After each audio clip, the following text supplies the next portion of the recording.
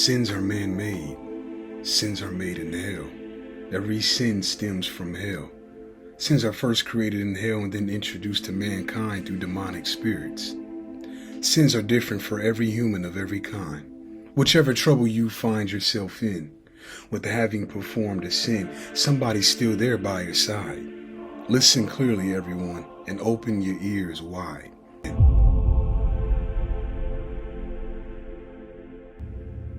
Demons are entities that like to play.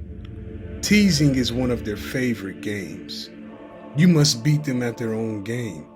Resist and you get rewarded. Give in and you are deemed weak, and what you desire delays. In the kingdoms of hell, there is yet another demon king who hasn't had the proper light shed upon him. Mankind loves to only talk about how he encourages lust and how he sows disloyalty and adultery inside the minds of all those he can manipulate with his tactics. The name of this high-ranking, powerful demonic spirit I speak of is none other than King Asmodeus, or you can call him King Asmodeus. You all may already know about his short story in the Lesser Key of Solomon. This video is not a full summarization of that. King Asmodeus is a king who rules within an unknown part of hell, and he is said to rule 72 legions of demonic spirits. However, this number goes up and down depending on where you get your information from. King Asmodeus is the ruler over all gambling halls in hell and on earth. Greed is one of the major downfalls of mankind. Mankind is greedy. It feeds him. It amuses him. He gives to those who resist, who challenge their greed. He takes from all others, all that are greedy. King Asmodeus isn't able to be deceived, but he deceives the greedy. As far as compliance to Satan, he is compliant as he has to be. Not more, not less. Let's dive deeper into how involved the king and his subjects are in the functions and activities of gambling. I am unable to give you all details on how he rules his gambling halls in hell and how things operate down there. However, on earth, you can find his influence everywhere. Let's take a look at your everyday gambler. You all should first understand that gambling should only be for fun, not a way to make a living. I don't advise that any of you gamble. It can become disappointing for you very quickly. So, you have a person who enters a casino and decides to play slots. The individual begins to play the slots and they start with an amount of $100. Let's say for each round of slots, they are gambling $10. So this person begins to hit the button so that they may play, and they lose 3 rounds. So that's $30. Well, most people who gamble aren't made of money anyway, so they're most likely going to stop once they reach their budget. Now, remember, this person has already lost $30 so far. So what the heck, right? So they hit the button not thinking anything of it, and then they notice some unusual activity on the screen. They see that they are now beginning to have a particular set of numbers or letters align themselves next to each other on the screen. Gamblers know that this is a good sign. The gambler sees this happening and then begins to become more and more excited as each letter or numbers matches the previous one. This person then begins to scream and shout, and during their excitement, they hit the jackpot. They won a slot multiplier of 22,000. That means that since they've hit the max win, their measly $70 they have left now turned into a staggering $1,540,000. I mean, who wouldn't be excited? This is the perfect example of King Asmodeus letting a human win.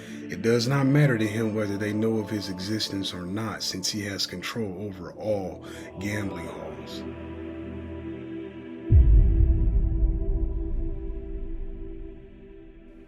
Now, we have a rare case of a person becoming an instant millionaire, but for some reason, this person still isn't satisfied. This person deems their winnings to not be enough, as they're now filled with dissatisfaction and discontentment. You see, the greed then begins to set in and they begin to go back to the casino.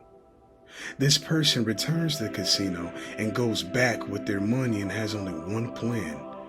Well, to win more money. Only a fool would do this. This stupid, greedy field plan is nothing more than the beginning of their downfall. So they begin to play the slots and see that they are now losing money. Not a single win has occurred. They believe if they stay persistent and calm, a win will eventually happen, but it still doesn't. This person is now losing more and more money, and they didn't set a budget on how much to gamble. So now this person's winnings are essentially free-falling into a bottomless pit. They turn to blackjack, they try and play a good game of baccarat, and they even try and win a good old-fashioned game of roulette. Yet nothing. All of the money they came with is now gone. This person may even go into a state of desperation and begin to use money needed for personal obligations, such as bills or even payments on credit cards and loans. So now they're using money that is supposed to be used for other obligations, other requirements. Some even resort to borrowing money from others and promising to pay them back whenever they win, which is usually never again. This hypothetical individual in this scenario is the kind of person King Asmodeus likes. You see what he does, right? He puts a person's heart and mind to the test just like all other spirits. By giving you a win, he's betting on the fact that you become money hungry and constantly chase down that same win over and over again. By you resisting your greed and choosing to remain content with what you've received, you then show him you can have self-control and therefore will receive favor from him when gambling, whether a person knows this or not. This does not mean you will always win. The house always wins. But if you are looking for assurance on your next win, you could always ask the king yourself. When it comes to the king's voice, you will notice right away that he's extremely persuasive. You can compare this voice to a top salesman at a company who rarely loses a deal.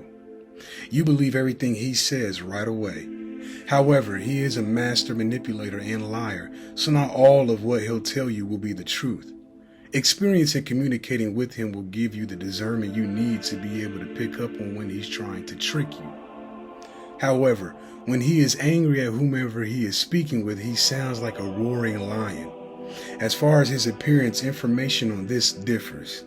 The popular belief in his appearance is he possesses 3 different faces, one of a human man, one of a bull, and the third of a goat. He also is said to possess a serpent's tail and mount a dragon while making his journeys through hell. It has also been stated, however, that the king prefers the form of a handsome, muscular human man.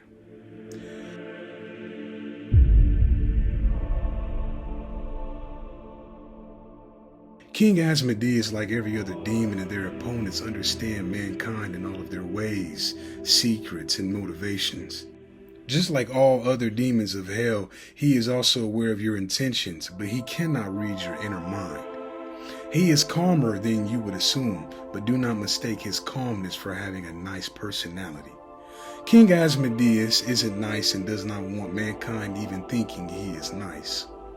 Beware of the demon King Asmodeus if you ever decide to speak with him. He is extremely tricky. Until next time.